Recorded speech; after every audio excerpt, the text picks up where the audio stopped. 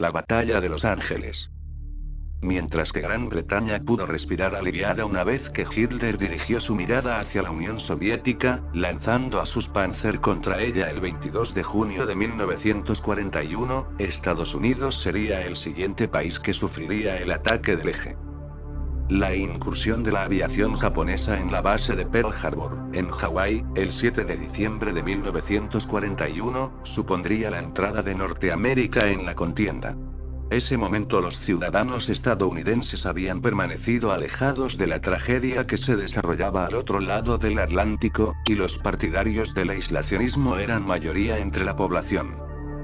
La agresión nipona, sin previo aviso, despertó la rabia de los norteamericanos, que de inmediato formaron junto a su presidente, Franklin Delano Roosevelt, para derrotar al enemigo asiático. Pero pasados los primeros estallidos de efervescencia patriótica, los habitantes de la costa del Pacífico fueron conscientes de que corrían el peligro de encontrarse en primera línea de combate. En la confusión de las primeras semanas, los californianos temían que de un momento a otro se produjese una invasión japonesa. En esos momentos, los norteamericanos eran conscientes de que su país no estaba preparado para rechazar un ataque a gran escala, aunque desconocían que la maquinaria militar nipona carecía de medios suficientes para lanzar una ofensiva contra el continente americano. Esta incómoda sensación de inferioridad ante el ejército imperial quedó reflejada en una sincera aseveración del tan espontáneo como contundente general George Patton. Si los japoneses ponen pie en California, nadie podrá impedir que en 2 semanas lleguen a Chicago. La consecuencia de este miedo a la invasión nipona hizo mella en el ánimo de la población de la costa del Pacífico, que cayó víctima de una psicosis generalizada. Comenzaron a proliferar las denuncias contra supuestos quintacolumnistas que estaban preparando el terreno para la invasión. Naturalmente, los más afectados por esta caza de brujas fueron los ciudadanos norteamericanos de origen japonés, que acabaron siendo recluidos en campos de internamiento. En este clima de temor y desconfianza sucedió un episodio al que, aún hoy, no se le ha encontrado una explicación. A las 7 de la tarde del 24 de febrero de 1942 se detectó en la costa californiana la presencia de unas extrañas luces parpadeantes, por lo que saltó la alarma en los puestos de defensa costera, ante la posibilidad de que se tratase de aviones japoneses. Aunque desaparecieron al cabo de unos minutos, el estado de alerta duró hasta las 10:30 de la noche, sin que se volviera a tener noticia de las luces. El resto de la noche del 24 al 25 de febrero de 1942 discurrió con normalidad, pero, a primera hora de la madrugada, los radares detectaron un objeto indeterminado a unos 200 kilómetros al oeste de Los Ángeles. Las baterías antiaéreas de la costa esperaron la llegada del supuesto avión enemigo, pero al cabo de unos minutos el radar informó de que el objeto había desaparecido de la pantalla sin dejar rastro.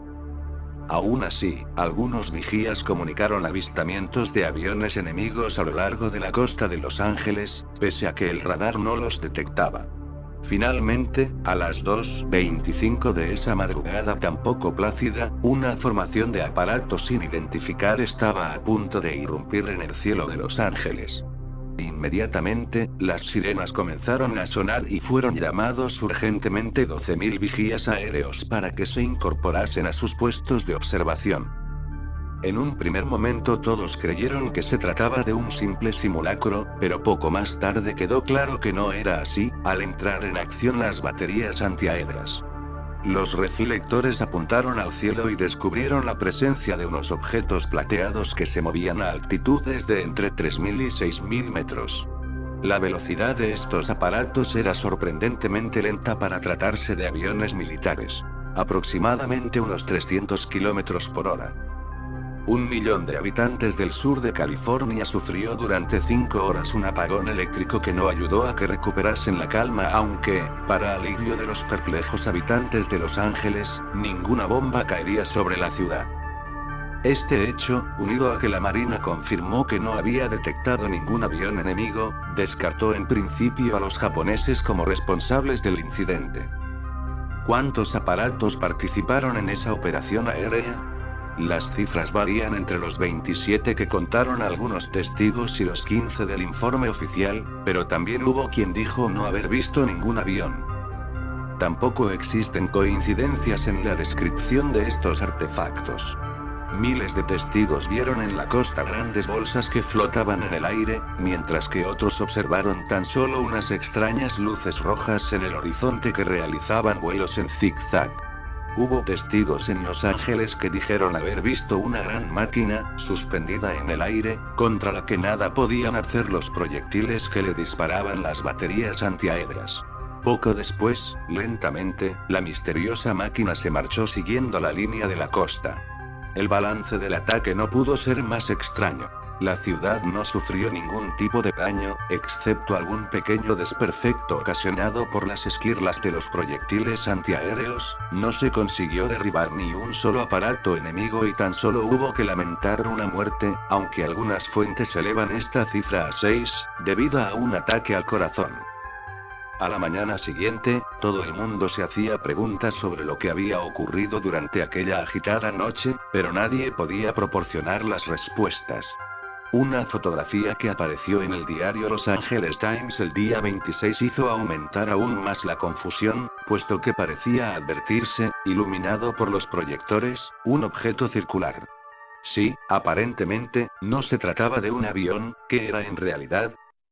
La prensa californiana denunció una misteriosa reticencia de las autoridades militares para hablar del asunto y algunos se atrevieron a acusarles de haber establecido una censura que impedía hablar sobre ello. El secretario de Marina, el almirante Frank Knox, intentó calmar los ánimos ofreciendo una versión verosímil sobre los extraños sucesos de la madrugada del 25 de febrero. Para él, todo se debía a una falsa alarma que había estallado debido al temor a una inminente invasión nipona. Evidentemente, las palabras de Knox no fueron creídas, al sospechar que tenían como único objetivo hacer que el incidente fuera olvidado lo más rápidamente posible.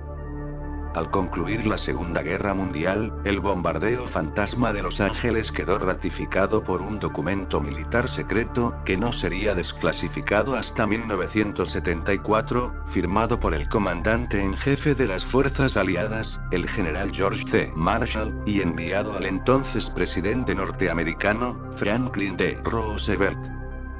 En dicho informe confidencial, que se reproduce a continuación por su enorme interés, se relata de forma oficial lo sucedido esa noche en Los Ángeles, achacando el incidente a las supuestas actividades de los quintacolumnistas. División de Archivos Militares, General George C. Marshall.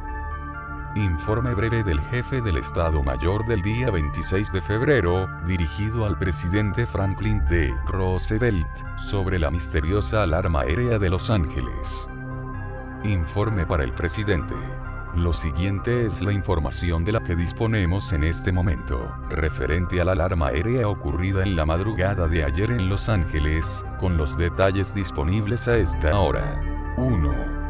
Aviones no identificados que no pertenecían ni a la Marina ni al Ejército americanos, probablemente sobrevolaron Los Ángeles, siendo disparados por elementos de la 37ª Brigada AA entre las 3:12 y 4:15 am. Estas unidades emplearon en total 1.430 balas de munición. 2. Puede haber habido hasta 15 aviones, volando a varias velocidades que pueden ser calificadas de muy lentas, hasta 200 millas por hora, y alturas que oscilaban entre 9.000 y 18.000 pies. 3.